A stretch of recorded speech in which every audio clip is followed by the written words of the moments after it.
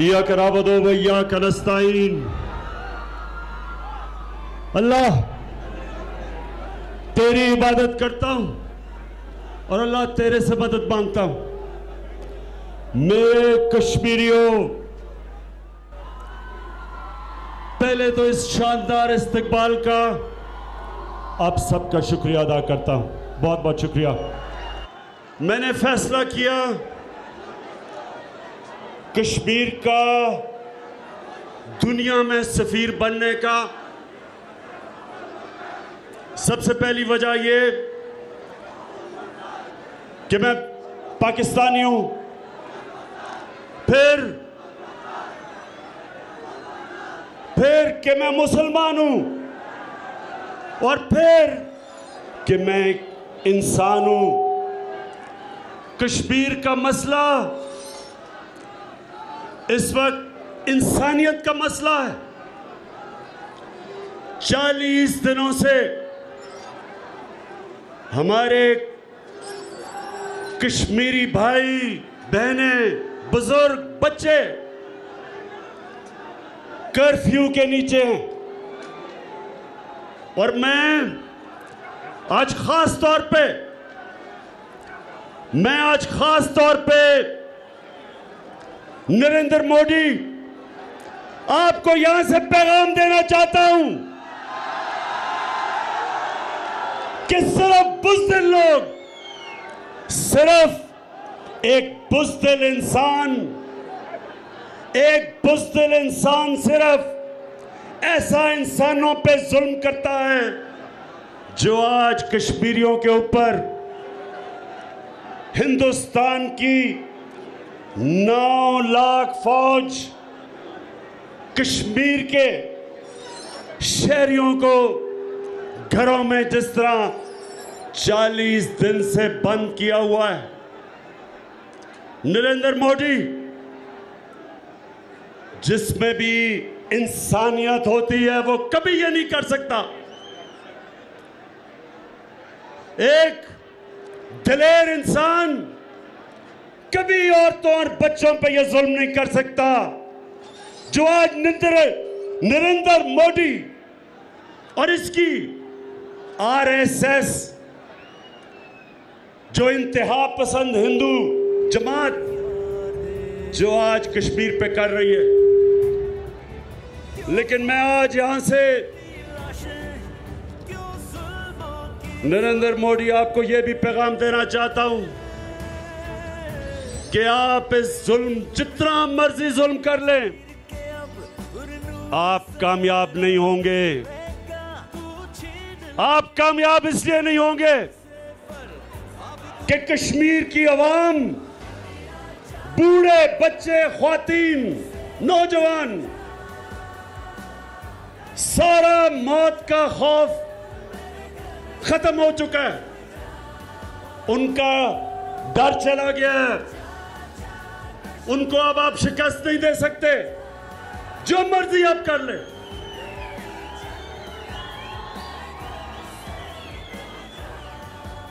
हम सबको पता होना चाहिए कि नरेंद्र मोदी आरएसएस का बचपन का मेंबर है। आरएसएस वो जमात है जिसके अंदर मुसलमानों की नफरत भरी हुई है। ये आज से 100 साल पहले जो जमात बनी थी, इसका सिर्फ 2 मकसद थे कि हिंदुस्तान सिर्फ हिंदुओं के लिए, बाकी ना मुसलमानों को वो बराबर शहरी समझते हैं, ना क्रिश्चियंस को, ना बाकी जितनी भी अक़लियतें। ये सिर्फ हिंदुस्तान हिंदुओं के लिए चाहते थे। और दूसरा, इनके अंदर दिलों में मुसलमानों की नफरत भरी हुई है। और ये नफरत क्यों भरी हुई है कि इनके मुताबिक अगर मुसलमानों का सदियों से हिंदुस्तान पे हुकूमत ना होती तो इनके ज़हन में है कि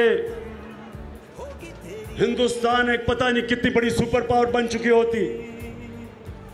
ये इनके दो किस्म के इनके ज़हन में ख्यालात, उसकी वजह से ये शुरू से मुसलमानों के खिलाफ थे। ये मुसलमानों को सबक सिखाना चाहते थे कि जो मुसलमानों ने हुकूमत की हिंदुस्तान पे, उसका सबक सिखाना चाहते थे। तो मैं आज नरेंद्र मोदी को और हिंदुस्तान को कहना चाहता हूं कि मैं सारी दुनिया में कश्मीर का सफीर बन के जाऊंगा, दुनिया को बताऊंगा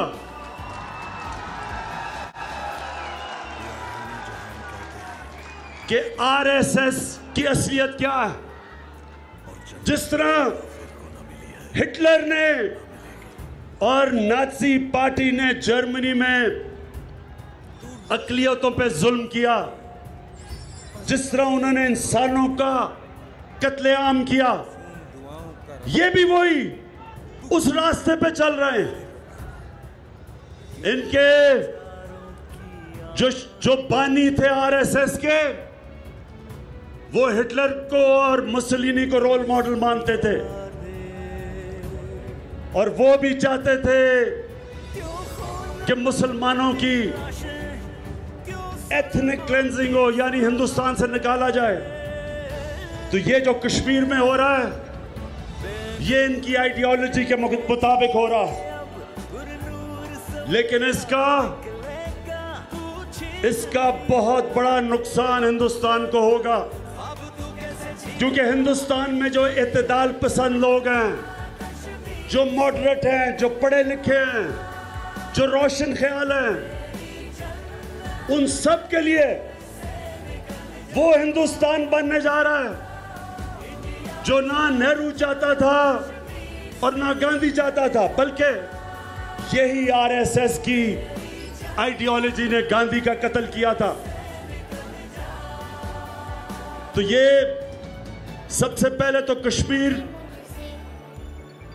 सारी दुनिया को आज पता चलता जा रहा है। कश्मीर इंटरनेशनलाइज हो गया है। यूनाइटेड नेशंस की सिक्योरिटी काउंसिल में 50 साल के बाद दर्द की तस्वीर कश्मीर इशू के ऊपर बात हुई है।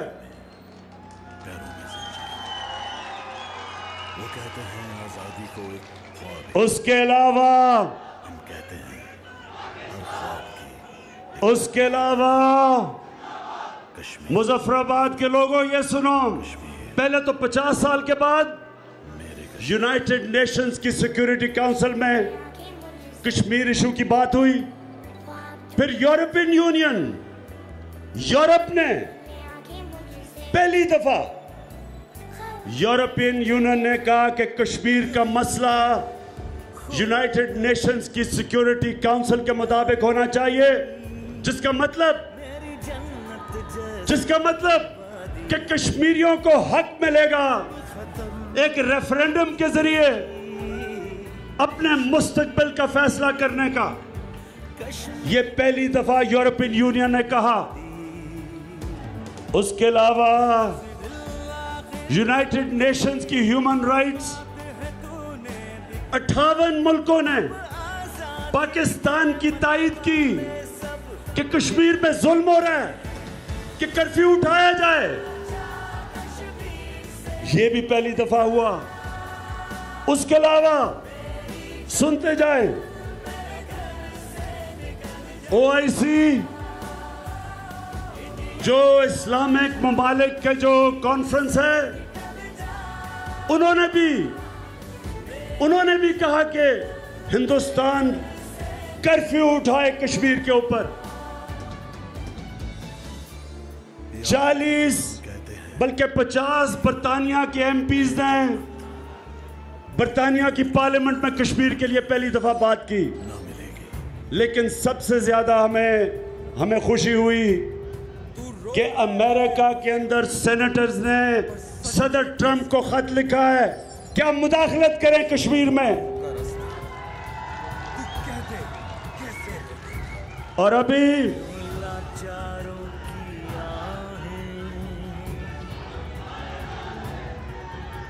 अभी मुजफ्फराबाद के बाशऊर नौजवानों, ख्वातीन, अभी आप सब इंतजार करें कि इंशाअल्लाह अगले हफ्ते मैं न्यूयॉर्क में यूनाइटेड नेशंस की जनरल असेंबली में जा रहा हूं।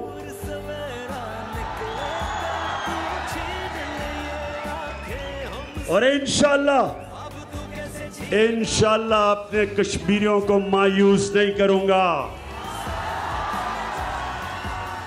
मैं वो अपने कश्मीरियों के लिए स्टैंड लूंगा इंशाअल्लाह, जो कभी नहीं आज तक किसी ने कश्मीरियों के लिए ऐसे नहीं खड़ा हुआ जो इंशाअल्लाह मैं खड़ा हूंगा। इंटरनेशनल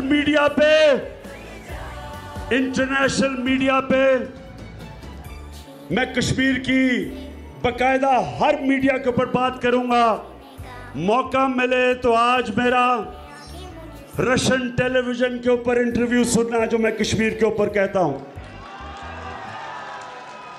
कल अल जजीरा पे सुनना मेरा इंटरव्यू कश्मीर के ऊपर। इंशाअल्लाह आपको फख्र होगा कि जो कश्मीरियों का सफीर है वो कश्मीरियों के लिए खड़ा है। मैं आगे मैं हिंदुस्तान को मैं आज बताना चाहता हूं कि जो कश्मीरियों के ऊपर हिंदुस्तान की फौज जुल्म कर रही है, मैं आज हिंदुस्तान को बताना चाहता हूं कि यहां से इंतहा पसंदी उठेगी। जिन लोगों के ऊपर आप जुल्म कर रहे हैं, लोग इसके खिलाफ लड़ेंगे, जैसे भी हो लड़ेंगे, क्योंकि जब आप जुल्म का इतना इंतहा पे पहुंच जाता है तो हर इंसान आखिर में फैसला करता है कि जिल्लत की जिंदगी से तो मौत अच्छी है।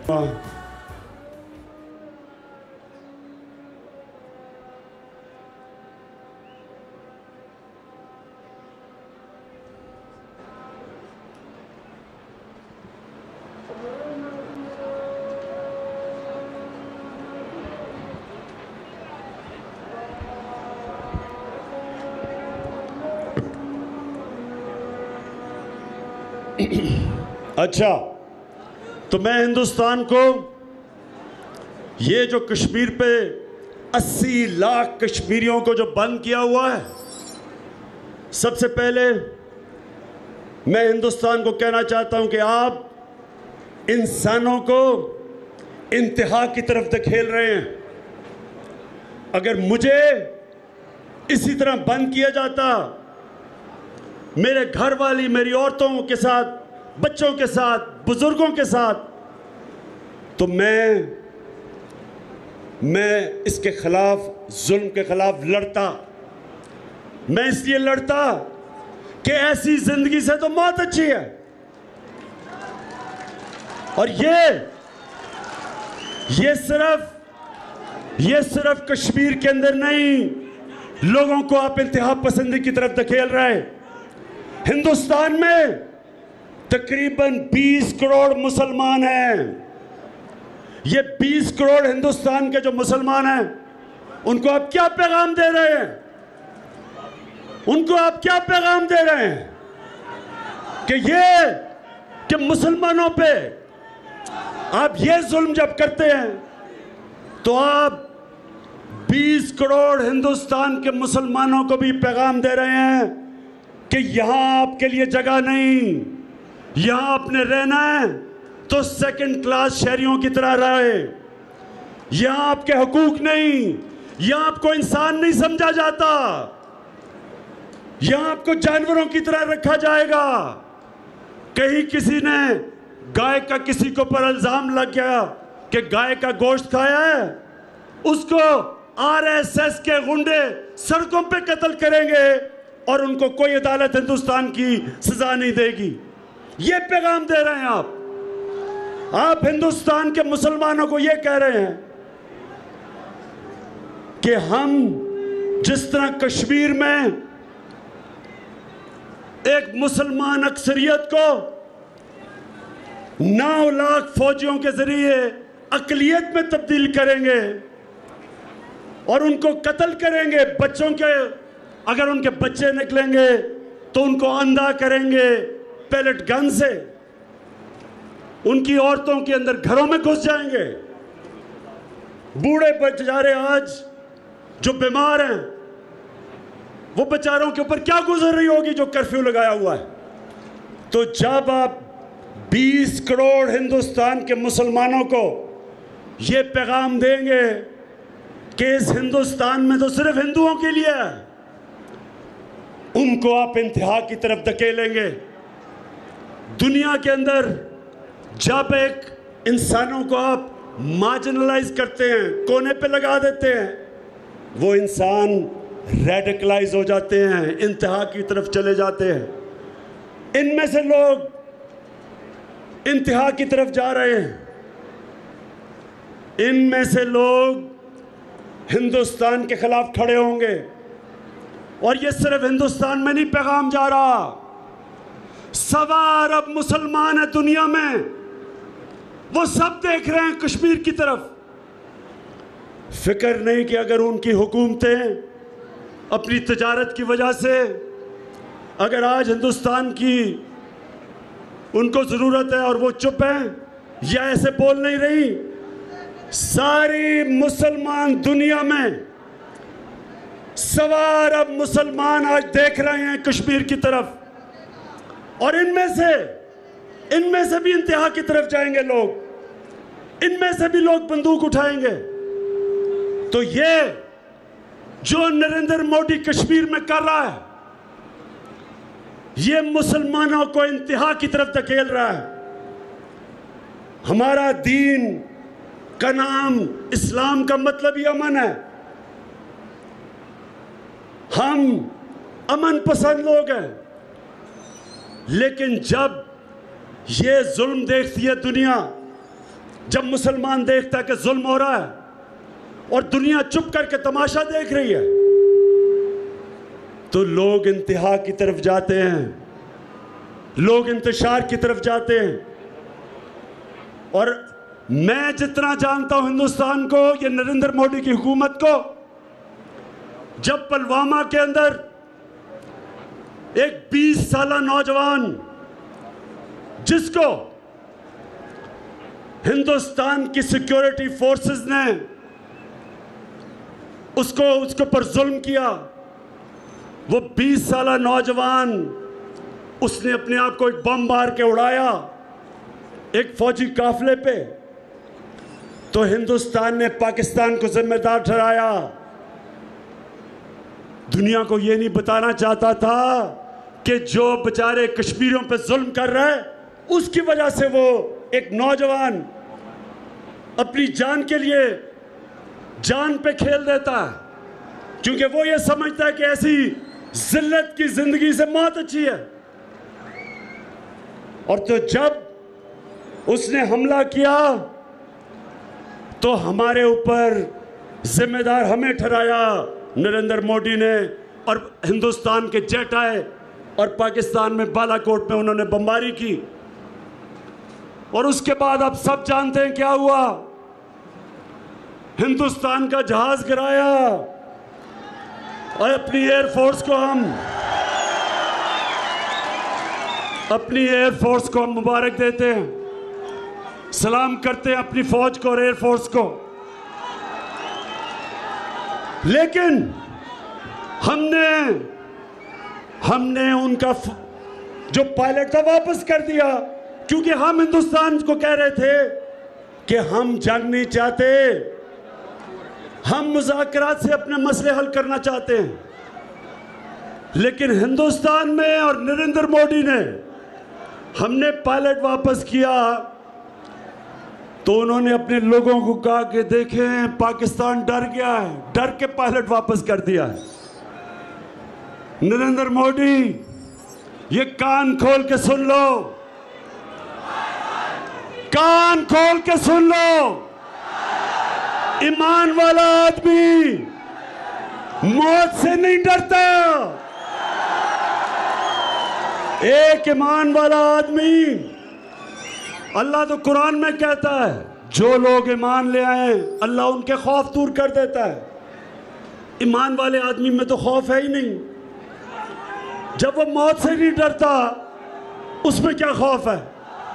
तो नरेंद्र मोदी गलत फहमी में ना रहना, इसलिए पायलट वापस नहीं किया कि हमें डर था तुम्हारे से, इसलिए वापस किया कि हम अमन चाहते हैं, हम अमन चाहते हैं। लेकिन अब मैं आप सबके सामने आज अपने पाकिस्तानी कौम, दुनिया के सामने कहना चाहता हूं कि जो ये कश्मीर में कर रहे हैं इसका रद्द अमल आएगा। कश्मीर के लोग खड़े होंगे जब ये कर्फ्यू उठेगा, हिंदुस्तान के मुसलमानों में से रद्द अमल आएगा। सवार हमारा मुसलमान है जो देख रहे हैं क्या हो रहा है, उनमें से रद्द अमल आएगा। और मुझे पता है कि इन्होंने कहने कि जनाब पाकिस्तान से दहशतगर्दी आ रही है, और इन्होंने दुनिया की नज़र कश्मीर पे उठा के पाकिस्तान के ऊपर उन्होंने कहना है कि जी पाकिस्तान से दहशतगर्द आ रहे हैं, और अभी भी ये शुरू हो गए। तो ये भी सुन लो नरेंद्र मोदी, ये याद रखना कि अगर तुमने फिर ये सोचा कि दुनिया की नज़र कश्मीर से उठा के पाकिस्तान में कोई किसी किस्म की आपके इस बारी या जेट या फौज आए, तो मैं बार बार कह बैठा हूं ईंट का जवाब पत्थर से आएगा। ये वो कौम है जो आखिरी दम तक तुम्हारा मुकाबला करेगी। एक दफा जंग हो गई, इसलिए मैं आज भी आलमी कम्युनिटी को कहना चाहता हूं कि ये वक्त है कि ये हिंदुस्तान के हिटलर को रोको। ये वक्त कि इसको बताओ कि कश्मीर पे से कर्फ्यू उठाए और कश्मीरियों को उनका हक दे जो यूनाइटेड नेशंस ने 1948 में उनको दिया था कि उनको रेफरेंडम के जरिए अपनी तकदीर, अपने मुस्तकबिल का कश्मीर के लोगों को रेफरेंडम के जरिए फैसला करने का मौका दिया जाए। जो कश्मीर के लोग चाहते हैं हम सबको मंजूर है, जो कश्मीर के लोग चाहते हैं ये उनका हक है कि वो अपने मुस्तकबिल का फैसला करें, और हम पाकिस्तान कश्मीर के लोगों के साथ खड़े होंगे।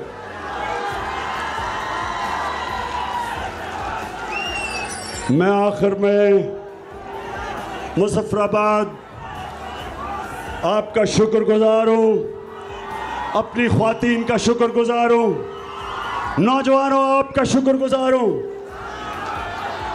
मुझे ये पता है, मुझे आपके जज्बे का पता है, मुझे पता है कि कई आप में से लाइन ऑफ कंट्रोल की तरफ जाना चाहते हैं।